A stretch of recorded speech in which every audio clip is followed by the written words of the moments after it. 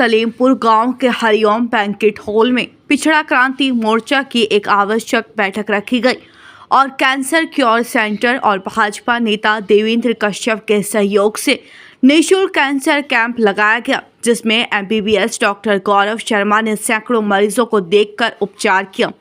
बैठक की अध्यक्षता सोनवीर कश्यप एवं संचालन मास्टर सुरेश पाल कश्यप ने किया। पिछड़ा क्रांति मोर्चा के राष्ट्रीय अध्यक्ष देवेंद्र कश्यप ने कहा कि देश में पिछड़ों की आबादी लगभग 54% है, लेकिन आज़ादी के 78 वर्ष बाद भी पिछड़े को उनका अधिकार नहीं मिला। उन्होंने कहा कि भारत के संविधान में धर्म के आधार पर आरक्षण नहीं दिया जा सकता।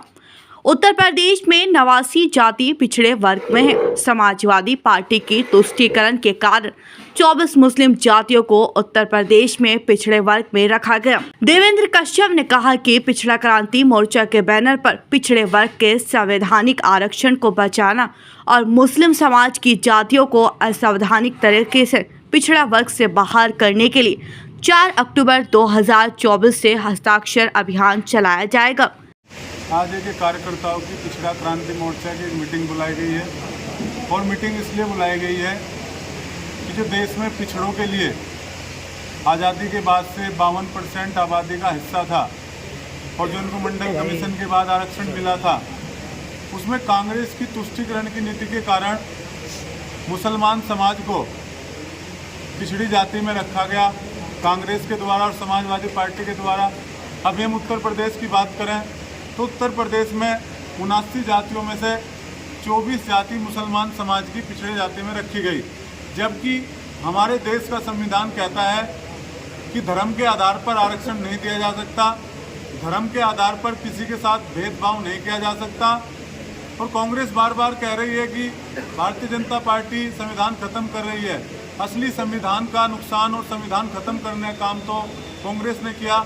तो इसको लेकर आज ये बैठक इसलिए बुलाई गई है। हमें एक 2 अक्टूबर गांधी जयंती के दिन से आरक्षण पिछड़े वर्ग का बचाओ हस्ताक्षर अभियान यानी आरक्षण बचाओ पिछड़ा वर्ग का जो है हस्ताक्षर अभियान 2 अक्टूबर से शुरू करेंगे और जो 27 नवंबर तक लगातार गांव-गांव चलेगा कि मुसलमान समाज को कई तरह के जो आरक्षण दे रखे हैं, चाहे सच्चर कमेटी की सिफारिशें हों, चाहे इनके अलग से यूनिवर्सिटी विद्यालय हों, चाहे अल्पसंख्यक का आरक्षण हो, तो ये सारी चीज़ें देश में इनको मिल रही है। हमारी मांग है और इसको लेकर हम सदस्यता अभियान चलाएंगे और इसको लेकर हम हस्ताक्षर अभियान चलाएंगे कि मुसलमान समाज को पिछड़े वर्ग से बाहर किया जाए और जो असली पिछड़े हैं उनको इसका लाभ दिया जाए।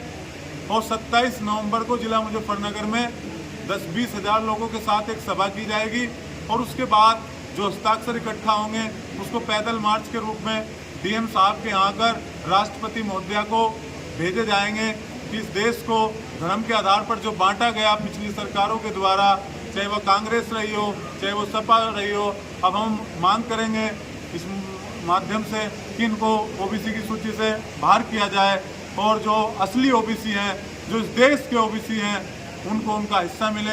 इसको लेके 2 अक्टूबर से अभियान चलेगा। उसी को लेकर आज कार्यकर्ता बैठक बुलाई गई है और गांव-गांव तक हम लोग पहुंचेंगे और हस्ताक्षर अभियान चलाएंगे और पिछड़ों को बताएंगे कि मुसलमान कैसे इनका हिस्सा खा रहा है और मुसलमान को कांग्रेस ने कैसे तुष्टीकरण के तहत अलग अलग कमेटी बनाकर मनमोहन सिंह ने हो चाहे इन्होंने हो इनको लाभ दिया। सच्चर कमेटी की सिफारिशें रद्द होनी चाहिए।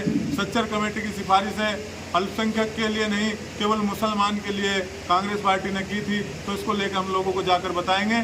और आज जो नरेंद्र मोदी जी पिछड़ों के लिए काम कर रहे हैं, उन्होंने पिछड़ा आयोग को संवैधानिक दर्जा दिया जो आज़ादी के बाद से किसी ने नहीं दिया था। बहुत सारे काम जनता के बीच जाकर हम जो भाजपा ने दिए और हम लोगों को कौन सी लड़ाई लड़नी है उसको लेकर हमने मीटिंग बुलाई थी और बहुत बड़ा आंदोलन अब यहाँ से मुजफ्फरनगर की धरती से शुरू होकर पूरे देश में गूंजेगा। जो हमारे योगी जी मुख्यमंत्री हैं, प्रधानमंत्री जी ने भी कहा था कि मुसलमानों को आरक्षण नहीं दिया चाहिए क्योंकि धर्म के आधार पर आरक्षण नहीं दिया जा सकता, तो धर्म के आधार पर दिया आरक्षण खत्म होना चाहिए और पिछड़ी जाति से बाहर होना चाहिए।